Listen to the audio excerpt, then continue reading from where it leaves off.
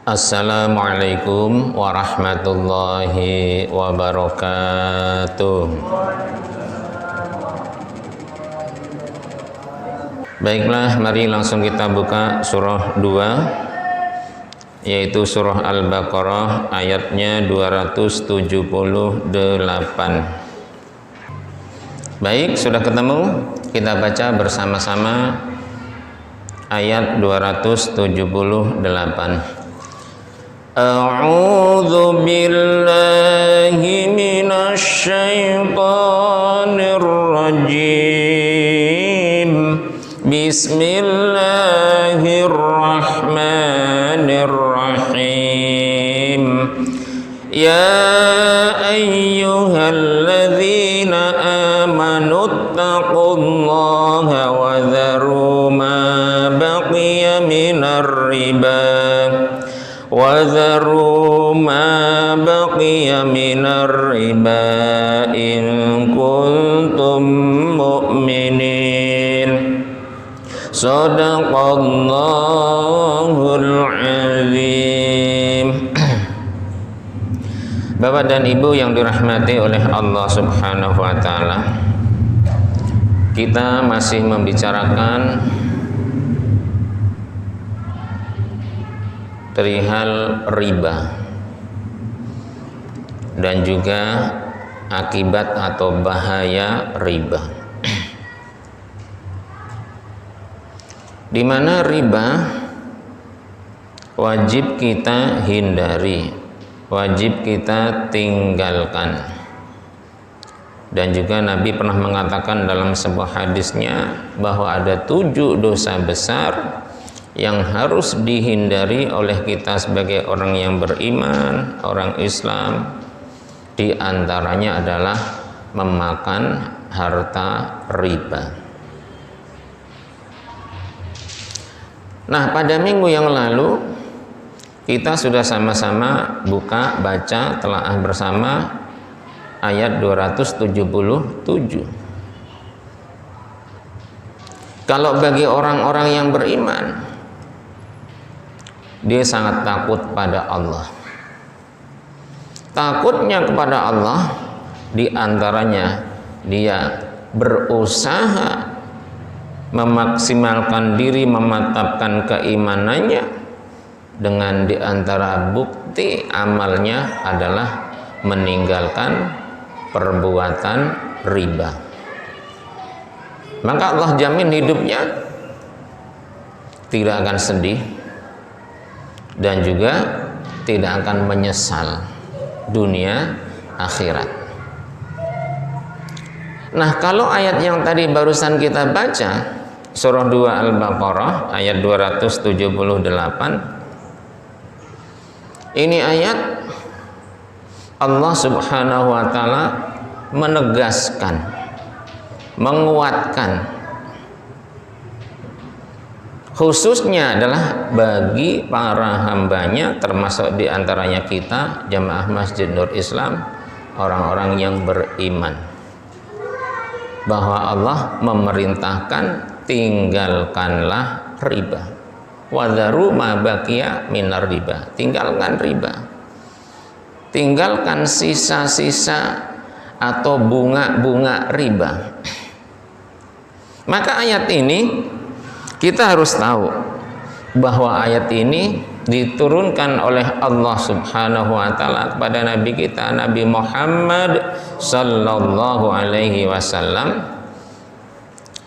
Ada asbabun nuzulnya, yaitu terjadi ketika pada masa jahiliyah. Ini diriwayatkan oleh seorang sahabat, namanya adalah Zaid bin Aslam dan Ibnu Jurayj.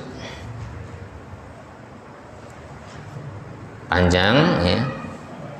Yang intinya Zaid bin Aslam dan Ibnu Jurayj ini mengatakan perihal sabab atau asbabun nuzul ayat 278 surah 2 atau Al-Baqarah. Jadi ayat ini diturunkan oleh Allah Subhanahu wa taala kepada nabi kita Nabi Muhammad sallallahu alaihi wasallam itu berkenaan dengan Bani Amr ibnu Umair.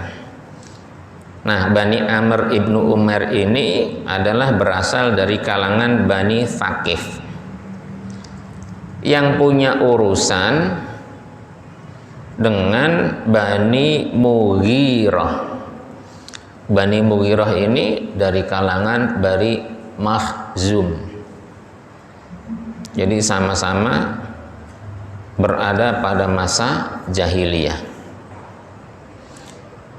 Nah, di antara kedua kelompok ini memiliki urusan atau transaksi yang berkaitan dengan praktek atau perbuatan riba yang oleh Allah Subhanahu wa taala diharamkan. Nah, ketika Bani Thaqif menagih, jadi mereka ingin menagih hutangnya berikut bunganya. Ketika ditagih, Bani Mughirah diskusi, musyawarah, mencapai titik kesepakatan bahwa Bani Mughirah tidak ingin membayar bunga,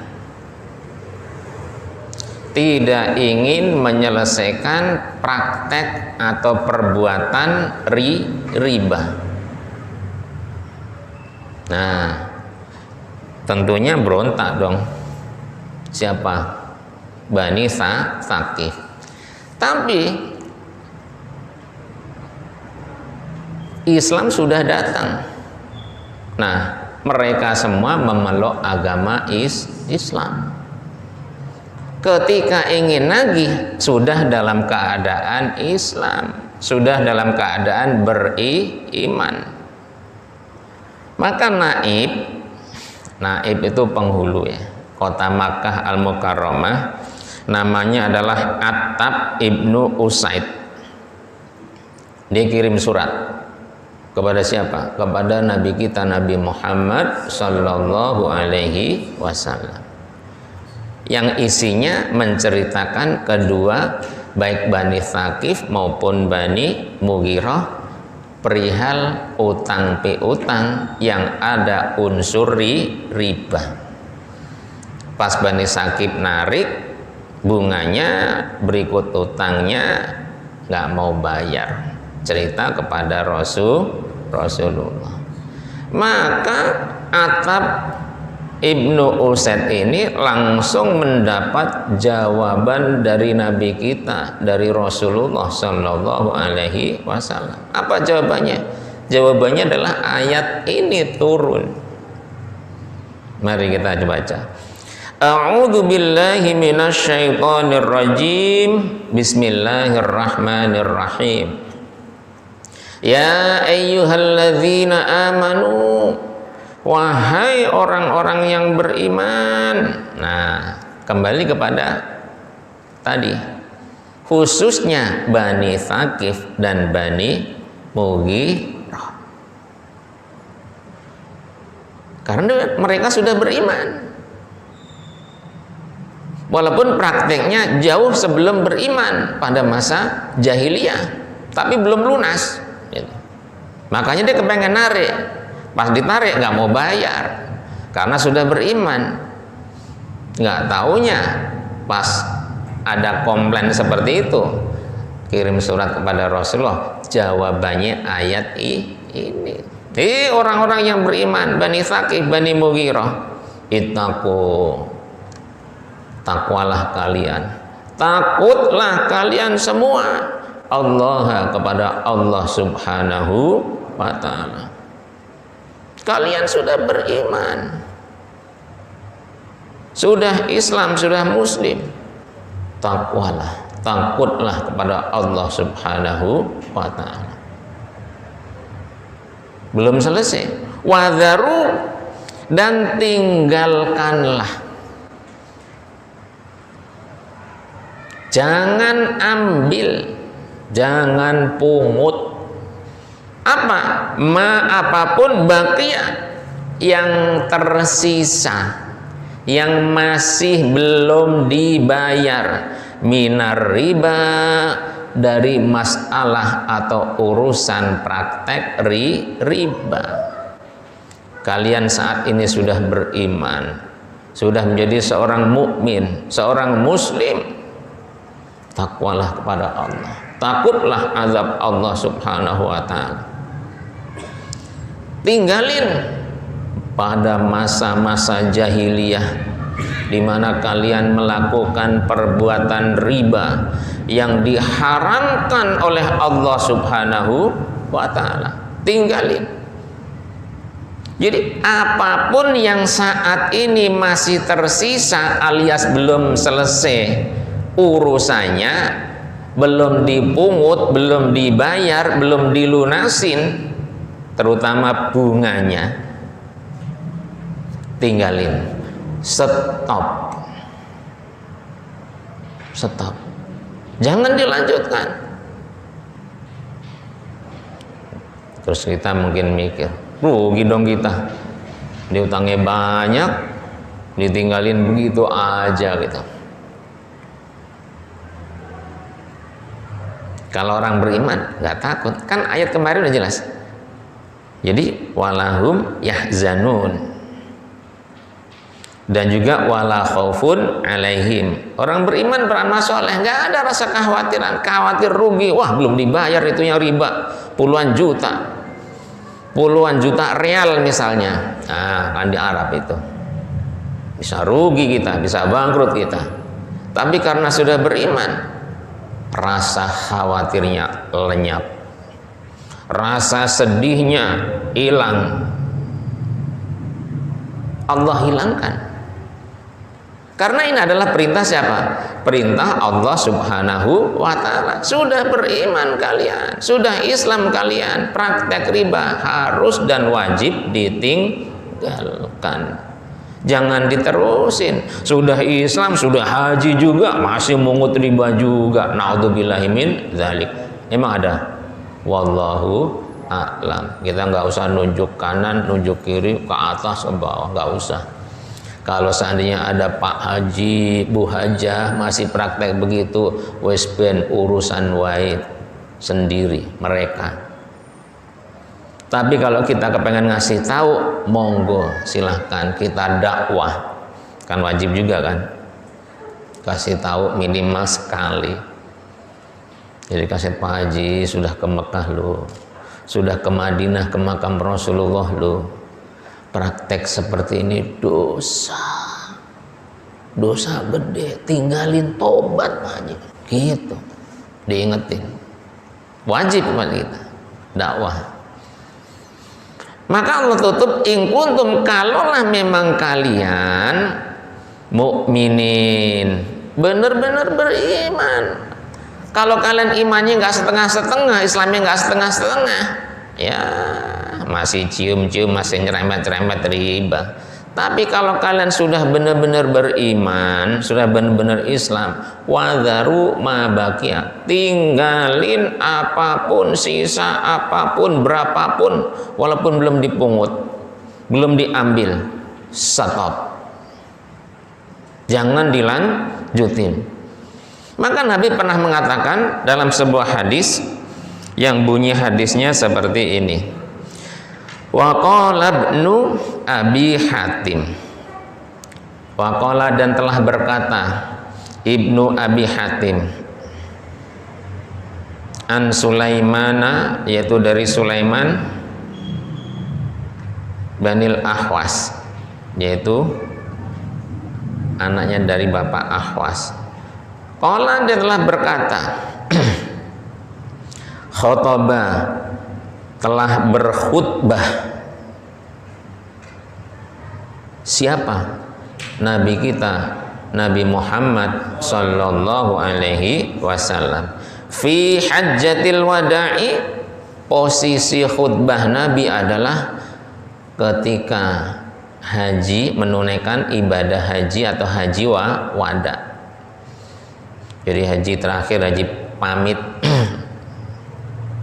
Faqala, kemudian dia berkata, ala, kalian semua sadarlah, ketahuilah, inna kulla riban, bahwasanya seluruh riba fi jahiliyatin itu hanya berada pada masa jahiliyah saja.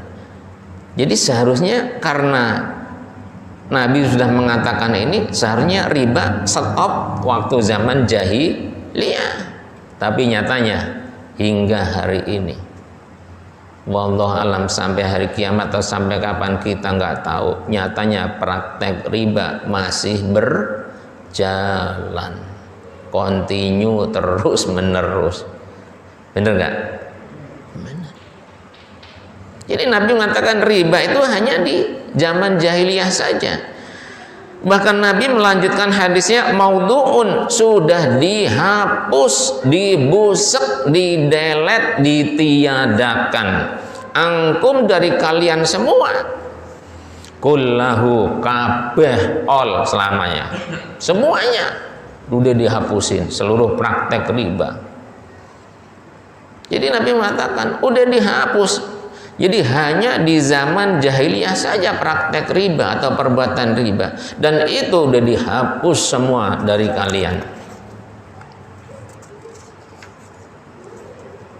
Lakum, nah kalian nggak bakal rugi. Lakum, untuk kalian, terutama siapa? Bani Thaqif dan Bani Mughirah yang melakukan praktek riba pada masa jahiliyah tapi sudah Islam. Ru'usu amwalikum, kamu atau kalian semua boleh mengambil pokoknya, pokok utangnya. Jadi ngutanginya berapa? 1 juta. Karena itu masuk kategori riba, kembalinya 1.350.000 misalnya. Nah, yang 350.000 Allah perintahkan wadharu ma baqiya minar riba, praktek riba itu jangan diambil, tapi pokoknya sejutanya, nah, masih menjadi hak kalian. Pinjam 1 juta, bayar 1 juta, seharusnya begitu. Jadi pokoknya boleh kalian ambil, boleh kalian ambil. Kalau seperti itu, la tuzlamuna, Anda kalian semua tidak akan dizolimi, nggak dirugikan, nggak dianiaya, nggak dihapusi. Kamu masih dapat pokoknya, minimal kembali modal 1 juta, keluar kembali 1 juta, pas. Wala tazlimun, dan Anda kalian juga tidak akan menzolimi atau menganiaya orang lain. Yang lain nggak kalian aniaya. Orang pinjam 1 juta, balik 1 juta, sudah seharusnya. Sudah seharusnya.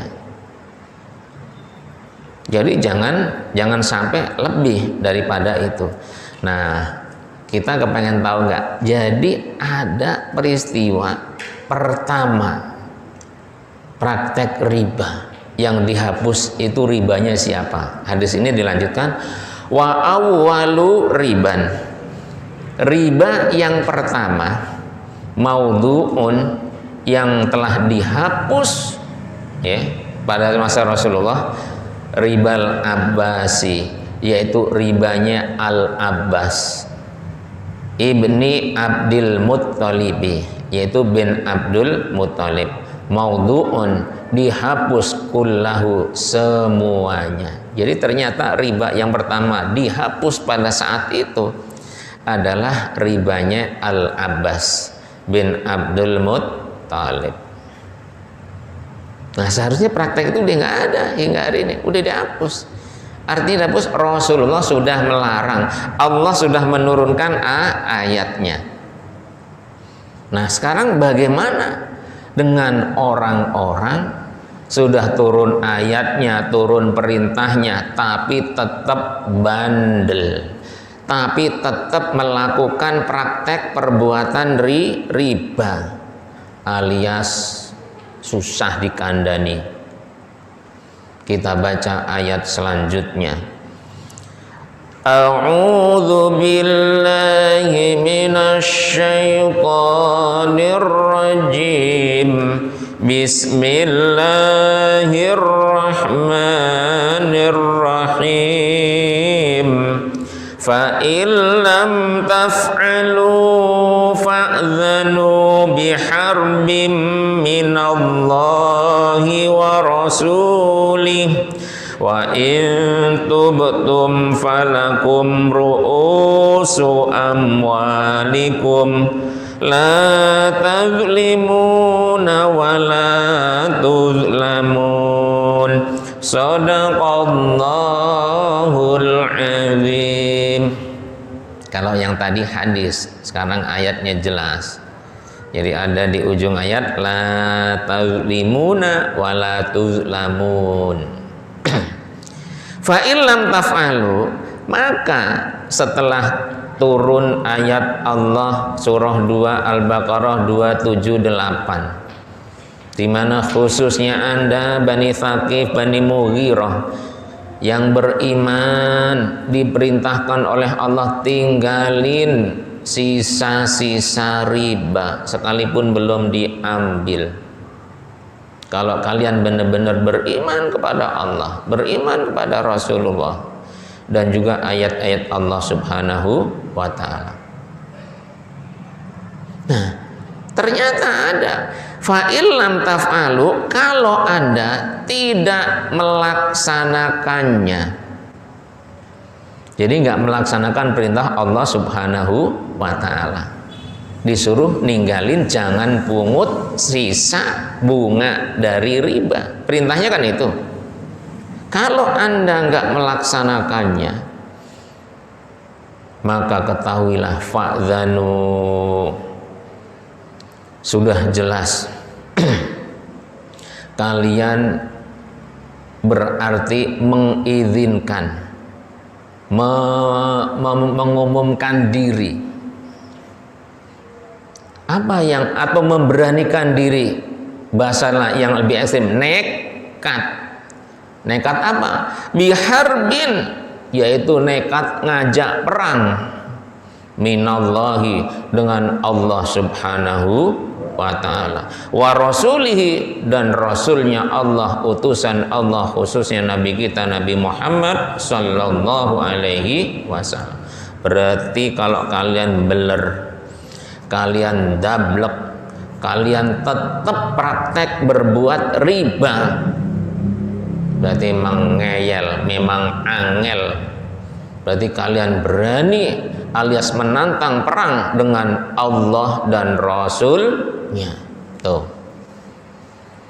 Allah ditantang, ya samanya nantang Allah. Allah suruh berhenti malah masih tetap riba. Termasuk saat ini, sejak zaman jahiliyah turunnya atau datangnya Islam, diperintahkan udah pada beriman pada Islam, tinggalin riba, tinggalin sisa-sisa bunga riba, jangan diambil. Ternyata hingga saat ini malah bisa dikatakan apa tuh, bias atau merajalela, terserah dah nyebutnya. Yang jelas ya, termasuk di kota besar seperti Jakarta, Masya Allah banyak sekali. Itu pada bawa buku, bawa tas tebel ya, tas dia bawa sampai setumpuk. Saya hampir setiap hari, mohon maaf ya, saya bilang nggak saya sebutin, emang nggak kenal, ngapain saya sebutin, cuman ngeliat itu di gang saya, ya Allah, baik yang agak tua, yang muda, kayak orang arisan, kayak orang iuran. Jadi dia mungutin itu pakai buku, situ ditulis, bukunya banyak Pak, bukunya warna kuning, warna hijau, macam-macam tergantung transaksinya dan dengan siapa. Tiap hari ke warung-warung, ke rumah-rumah, ke toko-toko, ya Allah. Itulah yang disebut dengan istilah bang titil atau bang titil itu nyebutnya. Jadi sampai hari ini belum hilang. Berarti mereka menantang Allah Subhanahu wa ta'ala. Tinggal tunggu. Di atas sudah jelas akan Allah masukkan ke dalam neraka selama-lamanya. Bahkan berdiri aja nggak bisa nanti di hari kiamat. Kenapa? Seperti kerasukan setan, kayak orang gila. Jelas itu ayatnya, sangat jelas sekali. Tapi wa in tubtum, kalau di antara kalian khususnya Bani Tsaqif dan Bani Mughirah bertobat, menyesali perbuatan ribanya, ya Allah, ternyata saya zalimi orang, saya minjemin 100, saya suruh bayar 150, ya Allah, ampuni saya, ya Allah, saya tobat, saya berhenti, saya tidak akan melakukannya lagi, ya Allah. Benar-benar nyesal, benar-benar bertobat. Maka kalau tobat seperti itu, falakum, maka bagi kalian khususnya Bani Mughirah dan juga Bani Tsaqif, ru'usu amwalikum, kalian punya hak kepemilikan. Ru'us itu kepala, kepala berarti pokok. Kalian boleh mengambil atau berhak untuk jumlah pokok yang kalian pinjamkan. Contoh seperti tadi, 1 juta bayar 1.350.000. Nah, yang 1 jutanya hak kalian, masih boleh Anda ambil kalau memang kalian kepengen ngambil. Karena nanti ayatnya Allah kasih solusi, ayat 280. Tapi yang jelas ini dikasih tahu oleh Allah, kalian masih boleh mengambil yang pokok, modalnya. Modal pinjaman adalah 1 juta, bunganya 350, yang 350 kalian tinggal, jangan diambil. Tapi yang 1 juta kalian masih boleh mengambil, nggak apa-apa. Kalau seperti itu, wala tazlimuna, Anda tidak akan menzolimi siapapun, tidak akan menzolimi saudara Anda, khususnya orang yang Anda pinjami, yang waktu itu adalah prakteknya dengan praktek riba. 1 juta bayar 1.350.000 karena sudah Islam, sudah iman, sudah mukmin muslim, stop. Takut pada Allah, dia kepengen ngambil, memang Allah perbolehkan, ya nggak apa-apa, ambil aja 1 jutanya. 3,5-nya jangan diambil. Itu perbuatan tidak akan menyakiti, menzolimi siapapun, terutama yang dipinjami. Wala tuzlamun, dan juga Anda sendiri tidak dizolimi, tidak dibohongi, tidak dikadali sama yang minjem, karena dia masih mau mengembalikan pokoknya. Saya siap mengembalikan 1 jutanya, karena saya juga sudah tahu ayatnya, tahu perintah Allahnya, tahu perintah Rasulullah, tahu, ayo sama-sama kita laksanakan, gitu. Berarti selesai urusannya, nggak ada masalah. Maka Allah Subhanahu wa ta'ala menawarkan dan juga memberikan perintah, kalau ternyata sudah turun ayat itu, sudah bertobat dan Allah perbolehkan untuk mengambil pokoknya, ketika diambil ternyata orang yang bersangkutan belum bisa membayar atau melunasi utang pokok yang dihalalkan oleh Allah untuk diambil, bagaimana? Kita baca ayat selanjutnya, 280. A'udzu billahi minasy syaithanir rajim. Bismillahirrahmanirrahim. Wa in kana dzu usratin fanadhiratun ila maisarah wa antasaddaqu khairul lakum in kuntum ta'lamun. Shadaqallahul azim. Wa in kana, kalau seumpama ada Dzu usratin, di antara kita, di antara jamaah semua memiliki sangkut paut utang dengan siapapun, saudara kita, kerabat kita, tetangga kita, partner kita, siapa saja dah pokoknya, punya urusan utang piutang, belum selesai, belum kelar, nggak dibayar-bayar, malah orang tuh macam-macam. Kadang kalau udah bertahun-tahun sampai kita aja lupa. Yang lucu, ngasih kabar enggak, ditelepon enggak bisa, giliran nyambung enggak diangkat misalnya. Namanya orang kan beda-beda kan ya. Nah gitu, gimana nih? Allah kasih solusi. Bagaimana solusinya? Pertama adalah fanawiratun, maka kepada Anda, kepada salah satu di antara kita, kalau punya urusan sangkut paut utang piutang, sudah dicari-cari, sudah ditagih-tagih, nggak dibayar-bayar, mungkin memang benar belum bisa bayar, maka kadang-kadang ngabur-ngabur, ngumpet-ngumpet, ngilang-ngilang, bahkan pindah apanya? Pindah rumah, ya kan? Yang ngontrak pindah kontrakan. Kenapa? Merasa diuber-uber. Orang yang punya utang, pindah dia, pindah sono, pindah sini, masih ditelepon, ganti nomor handphone. Pokoknya kalau bisa biar nggak ketemu gitu, ya misalnya. Nah, Allah perintahkan fanadhiratun, kasih waktu tenggang, kasih masa tunggu, perpanjang gitu loh. Ada orang kan macam-macam, Pak. Tolong bantu saya. Apa? Saya butuh uang 1 juta. Nggak lama, paling antara 3 hari, mentok-mentok seminggu dah, yakin saya bayar, gitu katanya. Oh gitu, ya deh, saya bismillah. Nih 1 juta, udah dikasih kan? 3 hari nggak ada kabar. Iya, nggak ada kabar. Tadi dia punya handphone itu, dilihat chattingnya, wah kelihatan baru dilihat tadi jam 11, berarti kan nyala tuh, dihubungi, nggak dibaca. Kenapa? Karena dia tahu pasti nagih hutang, ya, nggak dibaca. Sampai sehari, sampai sore nggak dibaca juga. Besok pas lihat handphonenya, dari kemarin nggak nyala, berarti dari kemarin. Wah, kayaknya ada gejala ini. Ada gejala ngilang gitu kan, ilmu hilang. Wah.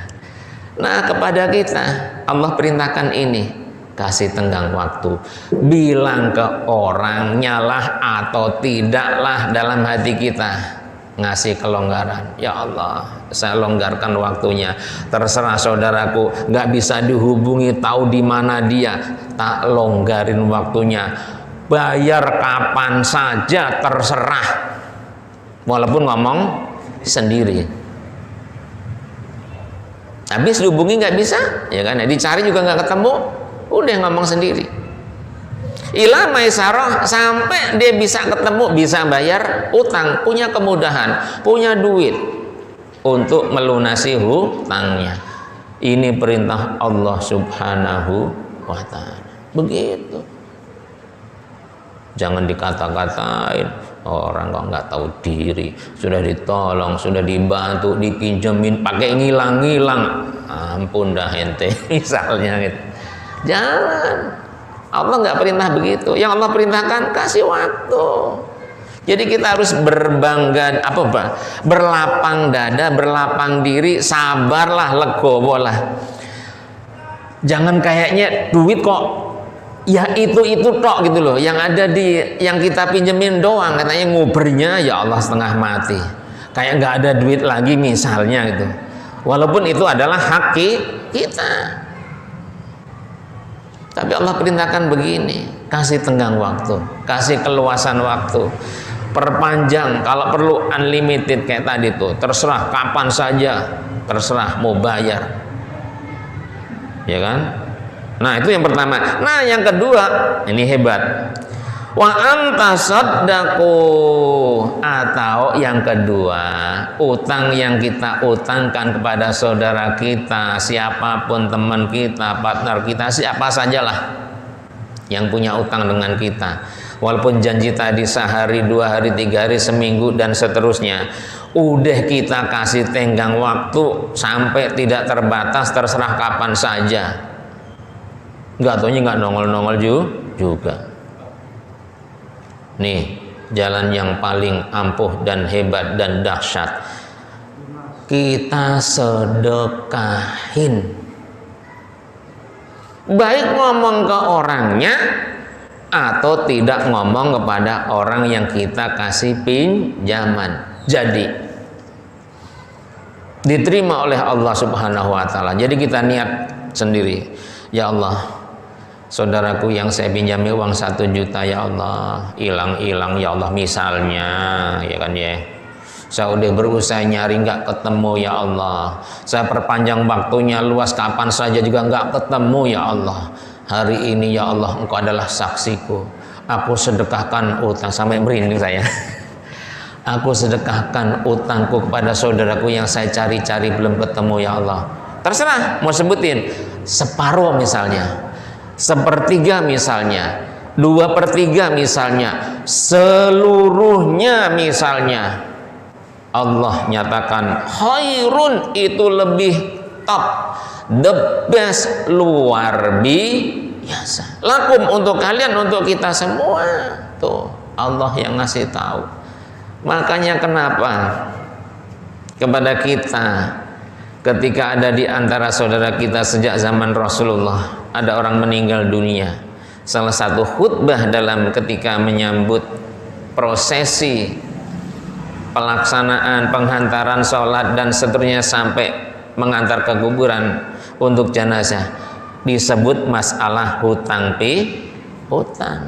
Saudaraku semua, mungkin almarhum saudara kami ada hubungan dengan jamaah sekalian, baik perbuatan, ucapan, perilaku, dan lain sebagainya. Mohon dibukakan pintu maaf lahir dan batin, kan gitu kan, mau maaf, ridho, ikhlas, macam-macam. Maka ditambahin almarhum baik, khair gitu, dan seterusnya. Nah, yang terakhir nanya, mungkin juga ada di antara jamaah sekalian punya hubungan atau kaitan hutang piutang dengan almarhum saudara kami, keluarga kami, saya, siapa ya, misalnya, amin, menjadi ahli warisnya, termasuk ahli warisnya, akan menanggung dan melunasi kalau misalnya ada di antara jamaah sekalian hutang piutang. Kalau zaman Rasulullah ketika begitu langsung ada yang angkat tangan tuh, saya ibrokkan, saya ikhlaskan, saya maafkan, saya hilangkan seluruh hutang yang pernah ada pada saya untuk almarhum. Begitu zaman Rasulullah. Kayaknya nih di kita belum ada. Karena ada di antara kita, di antara saudara kita, bahkan mungkin kita masih berat gitu loh. Enak aja 20 juta lepas begitu aja misalnya. Makanya di ujung ayat Allah bilang begini, in kuntum, kalau kalian semua, kalau kita semua, ta'lamun, benar-benar tahu apa? Tahu dahsyatnya sedekah itu benar-benar sangat luar biasa. Maka ada 2 hadis Nabi yang Nabi mengatakan mengenai masalah ini. Sebentar.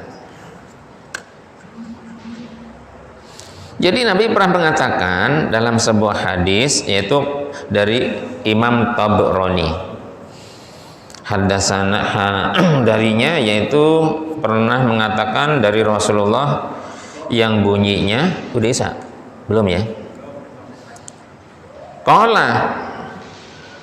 Qala Rasulullah sallallahu alaihi wasallam, telah bersabda Rasulullah sallallahu alaihi wasallam, man, siapa saja orang termasuk kita, Sarrahu, di mana orang tersebut termasuk di antara kita ingin, apa yang kita ingini, ayyudillahu, yaitu memberikan naungan, tutup Allah subhanahu wa ta'ala,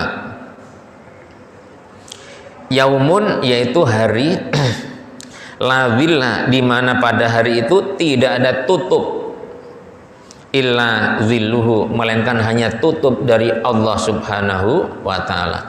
Jadi kata Rasulullah, siapapun di antara orang, di antara manusia, termasuk di antaranya kita, kalau kita kepengen dapat naungan atau tutupnya Allah, terutama di hari kiamat, di mana hari itu nggak ada tutup, nggak ada pohon, nggak ada ya mendung atau apa yang bisa menutupi seluruh umat manusia, hanya kuasa atau rahmat Allah subhanahu wa ta'ala. Itu caranya Rasulullah kasih tahu seperti ini. Fal yuyassir, maka jadilah orang yang memberikan kemudahan, ala mu'sirin, kepada orang yang susah,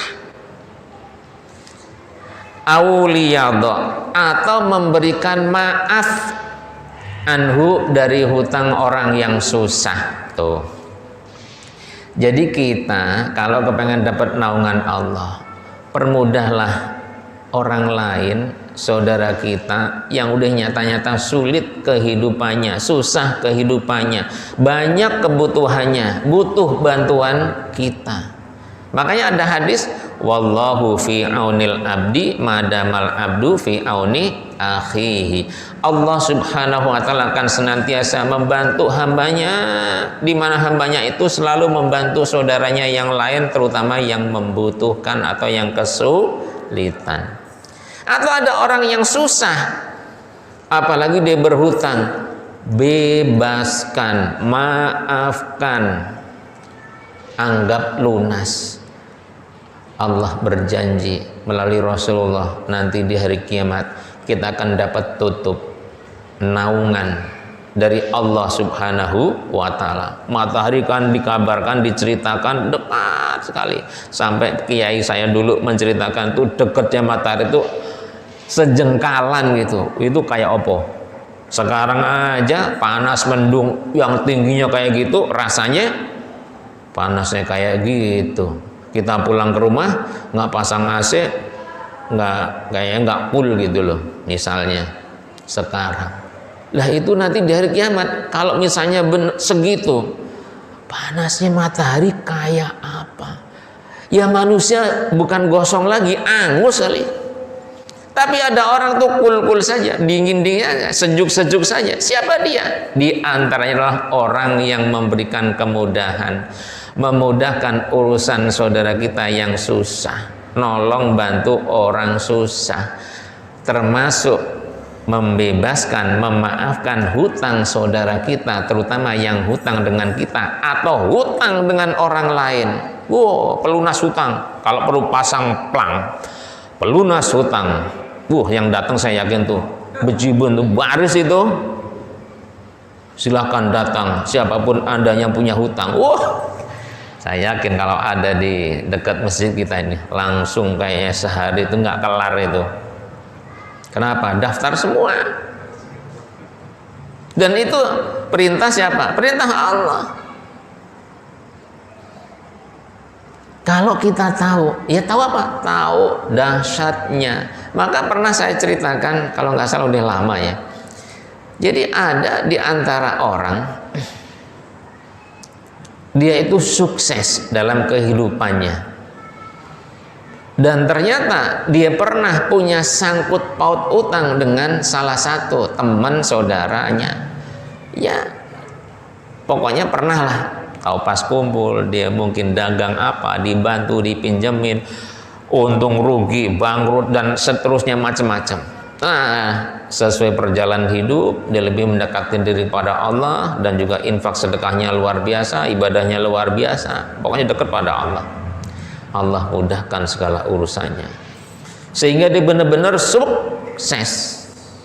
Nah, pas tatkala sukses, tidak sengaja Allah pertemukan dengan salah satu teman, di mana teman itu adalah yang pernah memberikan pinjaman hutang, tapi nggak pernah jumpa, nggak pernah ketemu. Dengan izin Allah Subhanahu wa Ta'ala ketemu tidak sengaja. Bayangin, itu kalau nggak Allah mana bisa. Bagaimana caranya ketemu? Allah yang ngatur, Allah gerakkan hatinya. Nah, ini kejadian betul di Jabodetabek. Jadi Allah gerakkan orang yang hutang dengan orang yang memberi hutang satu arah ke puncak, sama-sama liburan. Nah, pas liburan kepengen keluar dari vilanya gitu kan ya, tahu ke Megamendung atau kemana, pokoknya di sana banyaklah tempat-tempat, tahu tempat pemandian, air panas dan lain sebagainya, atau taman safari, pokoknya judulnya ketemu di sana. Pas ketemu saling sapa, assalamualaikum. Ente bukannya itu? Loh, ente siapa? Ini. Iya. Alhamdulillah. Sampean sehat. Saya juga sehat. Alhamdulillah. Kesini sendiri? Enggak, sama keluarga. Ente? Iya sama. Saya juga sama keluarga. Ini lagi pada makan. Oh, sama deh kalau gitu. Kesini gimana? Jalan kaki, naik angkot atau apa? Alhamdulillah bawa mobil sendiri. Mana? Parkir di dekat kita gitu. Nggak taunya mobilnya mobil lama, mobil jadul ya kan. Nggak taunya dia bilang pada temannya, bismillah, alhamdulillah, ini kartu nama saya di Jakarta, sampai nanti datang ke kantor saya silahkan pilih mobil yang Anda suka. Masya Allah. Jadi disuruh pilih mobil, di mana mobil yang dia suka. Ya mulai dari yang biasa, Avanza, Innova, ya kan, Fortuner, Alphard, Pajero. Tahu ada nggak Lamborghini? Nggak tahu dah. Pokoknya disuruh mobil pilih yang ada di showroom itu. Serius ente? Loh, serius. Saya ingat betul, saya dulu tuh susah, ente tolong saya. Saya juga udah cari-cari mau bayar gitu. Saya juga nggak ingat. Justru itulah, ini adalah benar-benar rahmat izin dari Allah Subhanahu wa Ta'ala kita ketemu. Saya ingin berbagi kenikmatan juga kesenangan. Saya benar-benar udah nggak ingat, dan bahkan saya udah bebasin, udah saya anggap lunas, nggak apa-apa. Datanglah ke showroom saya, pilihlah mobil yang Anda suka. Masya Allah. Itu in kuntum ta'lamun. Jadi kalau Anda tahu dahsyatnya sedekah, ini loh. Kita udah tahu kan sedekah 10 kali lipat, 100 kali lipat, 700 kali lipat. Bahkan Imam Suyuti 100, 900, 90, 100 ribu, 900 ribu. Allah, wallahu yudha'ifu liman yasha. Allah kalau mau, Allah lipat gandakan, terserah Allah, lebih daripada sekedar 900 ribu kali lipat. Masya Allah. Demikianlah taklim kita, semoga bermanfaat, semakin menambah keyakinan pada kita, keimanan kita, keislaman kita, ketakwaan kita kepada Allah Subhanahu wa Ta'ala. Terutama kita dapat betul-betul menghindari dan meninggalkan segala perbuatan yang berbau dengan riba, sehingga kita selamat baik di dunia terlebih kelak di akhirat. Amin amin ya rabbal alamin. Akhirul kalam, wassalamualaikum warahmatullahi wabarakatuh.